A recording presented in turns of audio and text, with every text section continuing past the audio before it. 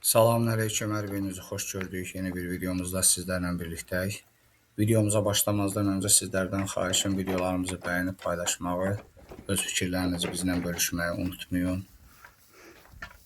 Artıq yaz gəldi, yavaş-yavaş havalar isinməyə başlayır. Düzdür, mart ayının son 10 günü çox yağışlı keçdi. İndi yavaş-yavaş bir gün çıxır, bir gün yağış yağır. Bu gün də belə günləşdi günlərdən biridir. Biz də keçiləri çıxartdıq ki, burada biraz gəlsinlər, yavaş-yavaş ot canlanmağa başlayır. Biz tərəfdə digər yerlərlə müqayisədə biraz gec gəlir. Məsələn, xüsusilə də bu Aran bölgəsi ilə müqayisədə bu otun canlanmağı, yazın gəlişi bir 10 gün, 15 gün gecikir. Yavaş-yavaş artıq formalaşasıdır. Bu gördüyünüz dağın başındakı qar tam əridikdə bizdə havalar yaxşı istiləşəsidir. Ondan sonra da lap belə ürəyiniz istəyən isti olasıdır yəni. Sonra da artıq qışı axtarasıyıq ki, sərin gəlsəydi. Heyvanlarımız artıq bala verdilər. Keçilərimizin demək olar ki, bir dənə bu bizim qara hələf, bir də 2 dənə rus keçisi, bir də kühərdən başqa hamısı bala verib. Şükür Allaha normal oldu, pis olmadı bu il. Öncəki illərlə müqayisədə həm çəpişlərin inkişafı olsun, həm çəpiş itkimiz daha az oldu. Allaha şükür. Allah hər kəsin təsərrüfatına bərəkət versin inşallah.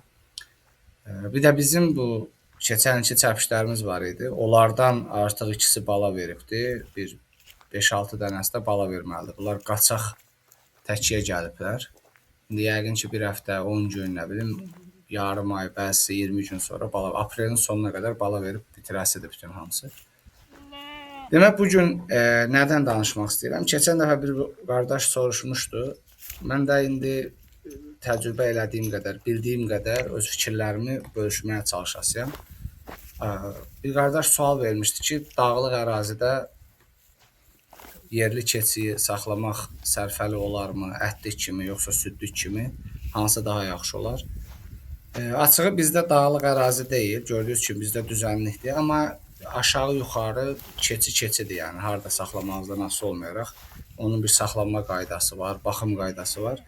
Mən də öz təcrübəmə əsasən bu 5-6 ildə və ondan əvvəlki 5-6 ildə daha ciddi belə deyək də, keçi təsərrüfatına məşğul oluruq. Ondan əvvəl də elə uşaqlığımız bu kənddə keçibdir. Heyvandarlıqla məşğul olmuşuq. Dağlıq ərazilərdə ən uygunu sözsüz ki, bizim yerli keçi dediyimiz, yəni Azərbaycanda formalaşan keçilər ən idealdır. Səbəbi də nədir? Ən birinci səbəbi onların dözümlülüyü olsun, istər soyuq hava olsun, istər yağışlı hava olsun. Keçi bilirsiniz ki, yağışa çox həssasdır. Amma bizim yerli keçilərdə artıq onlar uyğunlaşıblar deyə ona daha dözümlü olurlar. İstər uzun məsafədə gedib gəlmək baxımından cins heyvanlarla müqayisədə onlar daha dözümlüdür. Məsələn, cins heyvanlar xüsusilə də sanən, yəni digərlərinə müqayisə eləyəndə sanən keçisi məsələn çox gəzməyi sevməz. Amma hələb biraz daha sanəndən yaxşıdır uzun məsafəyə getməkdə. Alpin onların içində ən güclü olanıdır. Dağlıq ərazi üçün ən idealı alpindir. Sanən keçisində və hələfdə yelin quruluşu da imkan vermir ki, dağda, daşda çox gəlsin, eləsin. Ona görə yerli keçiləri dağlıq ərazidə saxlamaq Azərbaycanda məsələn xüsusilə də deyək dağlıq bölgələr Qəbələ olsun, Şəki, Zaqatala, Quba, Qusar və yaxud da ki Qarabağ bölgəsi, cənubda Lənkəran, Astara, bu bizim bu dağlıq ərazilər ki, buralarda yerli keçilər saxlamaq daha sərfəlidir. İndi burada əsas sual ortaya çıxır və təcrübədən sizə deyim ki, bizim yerli keçilərdə aydın məsələdir ki, süd verimi o qədər də yüksək deyil, düzdür. Bəzi yerli keçilər var ki, onları tapıb, seleksiya eləyib, müəyyən bir saflaşdırma eləsəz, 2 litr yarım, bəzən 3 litr süd verən yerli keçilər var. Amma bu, ümumi Azərbaycandakı o keçi populyasiyasını götürsək, 500-600 min keçi olsa Azərbaycanda, bunun da bir 80% yerli keçi olsa, Azərbaycanda olan bir 400-450 min yerli keçinin içərisindən bəlkə də bir 5% elə heyvan tapmaq olar. Qalanları aydın məsələdir ki, bizim yerli keçilər 1 litr, uzaqbaşı litr yarım, yarım litr, yarım litrlə litr yarım arasında süd verir bizim heyvanlar. Və keçi ətinə də bizdə qoyun əti ilə müqayisədə o qədər güclü tələbat yoxdur. Burada indi ortaya bir sual çıxır ki, və dağlıq ərazidə bir təsərrüfat sahibi keçini saxladı. Burada nədən gəlir əldə eləyə bilər? Ətinlə müqayisədə keçinin südünə və pendirinə, xüsusilə də pendirinə daha çox tələb var. Süd düzdür, böyük şəhərlərdə südə də tələbat çoxdur. Məsələn, xüsusilə də Bakı ətrafı ərazilərdə yerli yox, cins keçi saxlayıb onun südündən minimal balaca bir təsərrüfat qurub onun südündən öz gündəlik gəlirini əldə edən adamlar var, təsərrüfatçılar var. Yəni belə deyək. Amma pendiri daha çox tələbat var pendirə südünlə müqayisədə.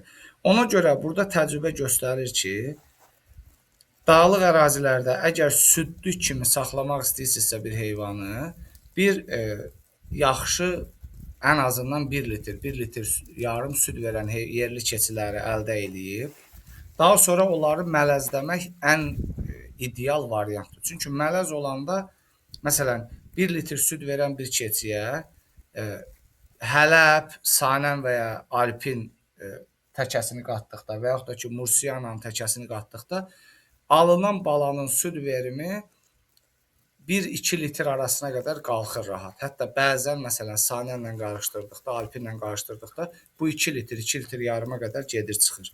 İkinci mələzləmədə mənim təcrübə göstərir ki, ikinci mələzləmədə bu daha da yuxarı qalxa bilir. Məsələn, ikinci mələzləmə, bu F2 dediyimiz, yəni artıq 75% təkənin cinsinə çevrilmiş, yəni 75% Hələb, Sanən, Alpin və ya Mursiyana olmuş bir heyvanda süd verimi rahat bir şəkildə 2 litr, 3 litr arasına, 3 litrə qədər gedib çıxa bilir. Ona görə əgər məsələn kiçik bir təsərrüfat eləyəsinizsə dağlıq ərazidə mələzləmə eləmək daha yaxşıdır. Südündən istifadə eləyərsinizsə, mələz eləyib süd almaq daha yaxşıdır. Bir də dağlıq ərazinin əsas üstünlüyü nədir?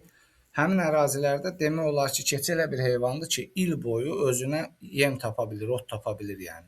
İl boyu çox az xərclə siz oradan məhsul götürə bilərsiniz, yəni məhsulları əldə edə bilərsiniz.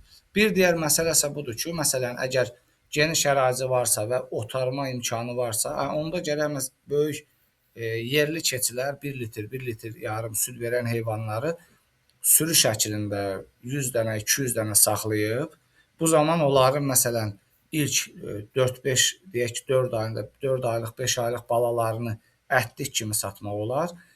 Qalan o 1-2 ayda da onun olan südünü sağma imkanı varsa sağıb, onun ən azından həm bir ekstra gəlir olur burada, həm də xərclərin də müəyyən qədər qarşılama olur. Deyək ki, ilin müəyyən dövrlərində, xüsusilə də qış aylarında artıq qardır, sudur, soyuqdur, onda bəlkə heyvan ərazidən asılı olaraq 1 ay, 2 ay qapalı şəraitə, bağlı şəraitə keçə bilər. Onun həmin xərclərin və yaxud da ki, heyvana əlavə, istər doğumdan əvvəl, istər doğumdan sonra əlavə, xüsusilə də yaz aylarında ot hələ tam formalaşmayanda yem verərsinizsə, qışda dəstək üçün yem verdikdə bunun xərcini qarşılamaq olar. Yəni, ümumi götürəndə dağlıq ərazilərdə yerli keçilərimizi 2 variantda saxlamaq olar. 1, böyük sürü halında, hansı ki orada həm ətindən, həm də südündən biraz faydalanmaq olur. Xüsusilə də balalar da ananın yanında olduqda ətliyə daha yaxşı gedir. Düzdür, ətlik olanda gəlir ildə bir dəfə ancaq gəlir əldə edə bilirsiniz və çox da yüksək bir gəlir olmur orada. Amma südlük olduğu zaman daha tez gəlir əldə edə bilirsiniz. Əgər südü sata bilirsinizsə, daha sürətli maddi olaraq qazanc əldə edirsiniz. Yox, pendirini satdıqda biraz zaman alır o pendirin düzəlməsidir. Məsələn, indi bəzi insanlar var, onu istəyir ki, duzda qalsın bir 3 ay, 4 ay tam duzunu yesin, ondan sonra alsın. Kimi eləsi var, elə təzə pendir istəyir. Yəni bir şəkildə oradan ətlə müqayisədə daha tez gəlir əldə eləmək olur. Bu məsələdən baxanda mənim təcrübəm göstərir ki, bu neçə illik təcrübə, bizim yerli keçilərə ətlik üçün ən idealı mələzləmədir. Mələzləmədə çünki alınan bala birinci F1 mələzi dediklərimiz damazlıq üçün çox ideal olmur, amma ətlik üçün çox ideal olurlar. Yəni 6 aylıq bir yerli keçinin təkəsindən düşmüş bala ilə mələz, xüsusilə də Hələb təkələrdən düşən balaların çəkiləri arasında ciddi fərq olur yəni. Ən azından belə deyim də sizə, ən azından bir eyni ölçüdə olan heyvanların çəkisinə bir 5 kilo, 6 kilo fərq olur. Bu da nə deməkdir? Kilosunu 5 manatdan belə götürsəz, bir 70 manat, 80 manat əlavə pul deməkdir hər heyvanda. Siz də bir 50 dənə heyvan satdıqda bu ciddi bir rəqəmdir. Ona görə mələzləmə yerli keçi təsərrüfatı ilə məşğul olduqda ya mələzləmə olmalıdır, ya da dediyim kimi gedib 2 litrə yaxın, 2 litrin üstündə süd verən heyvanları sürülərdən tapıb daha məhsuldar olanları artırmaq, ekiz bala verənlərdən daha çox damazlığa əlavə eləməklə sürünü saflaşdırıb dağlıq ərazidə minimal xərclə gəlir əldə eləmək olur. Ot çoxdur, keçi elə bir heyvandır ki, yəni dağa buraxsaz o bir şəkildə yarpaqla, ağacların kiçik o balaca çörünlə, çöpünlə, budaqlarından bir şəkildə qarnını doydurasıdır yəni. Bir bəzən məsələn xüsusilə də Azərbaycanda əksər dağlıq ərazilərdə demək olar ki, yem vermədən, sıfır yemlə, sıfır xərclə və yaxud da çox minimal bir xərclə hər keçiyə ildə 30 manat, 40 manat xərc çəkməklə heyvanı saxlamaq olur yəni. Ona görə məsələn otlaq ərazisi olan dağlıq ərazilər, meşəlik ərazilərdə yerli keçiləri ya çox böyük sürülər halında saxlamalısınız, ya da kiçik bir sürü südündən istifadə eləmək üçün mələzləşdirib ya da saflaşdırıb daha çox süd almalısınız ki, sizin oradan gəliriniz olsun. Amma burada ən vacib məsələni mən sizə deyim, bu təcrübə göstərir. Keçi çox qoyunla müqayisədə çox çətin heyvandır. Baxımı çox çətindir, daha zərif heyvandır, daha incə heyvandır, çox ciddi diqqət istəyən heyvandır. Yəni baxan adam ciddi şəkildə başa çıxmalıdır, həvəsli olmalıdır.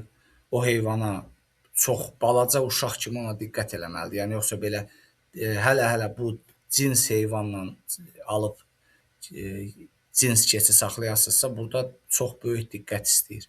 Diqqət olmadısa, belə göz ardı yanaşıldısa, bunun dərmanı var, keçidə bit olur, bitə diqqət eləmək lazımdır.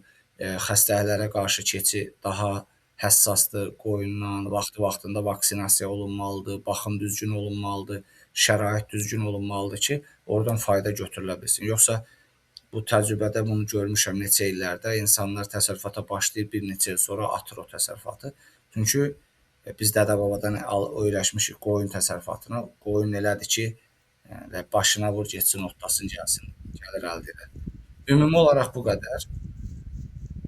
Hal-hazırda burada görürsüz bir dənə qonağımız var. Yaxınlaşdıram. Burada görürsüz çaqqal. Burada arxın içinə girdi, gəldi. Yəni bu çaqqalın buradan gəlmə məqsədi nədir? Bunun bura yoludur. Bizdə buna çəhlim deyirlər. Bu mütəmadi buradan gəlir. Düzdür, keçilərə ciddi zərər verə bilməz. Balaca da olsa zərər verə bilər. Hal-hazır ki, bu keçilərə bəlkə gəlib yaralaya bilər. Amma xüsusilə də bu gəlib bizim toyuqları və bir-iki ördəklər var. Onları yemək üçün gəlibdir. İndi burada məni müşahidə eləyir. Mən tərpənmirəm deyə hələ belə çaşıb qalıb ki, bu nədir burada? Və gəldi yavaş-yavaş, burada görürsüz orada. Bu bizim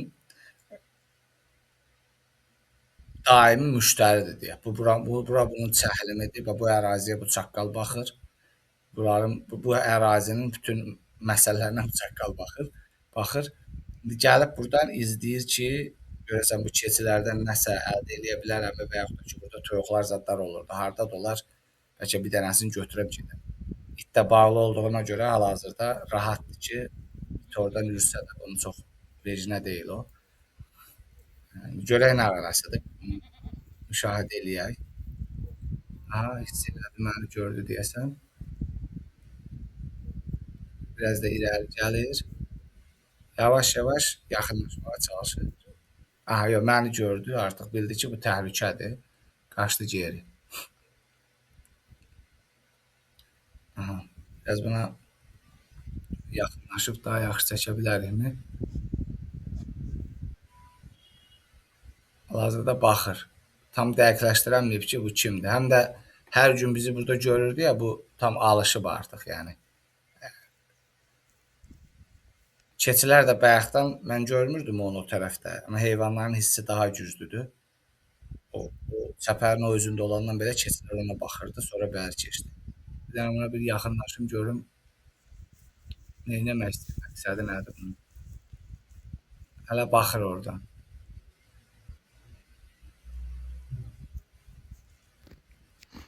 Aha, indi aradan çıxasır bir dəqiqə. Mən hərəkət elədim, bir dəqiqə qaçıb gedərsin. Aha, getdi. Ümumi olaraq bu qədər. İnşallah növbəti videolarda görüşərik. Sizlərin də nəsə bir əlavəsi olsa, bizlə bölüşsəniz şad olardıq. Allah amanında.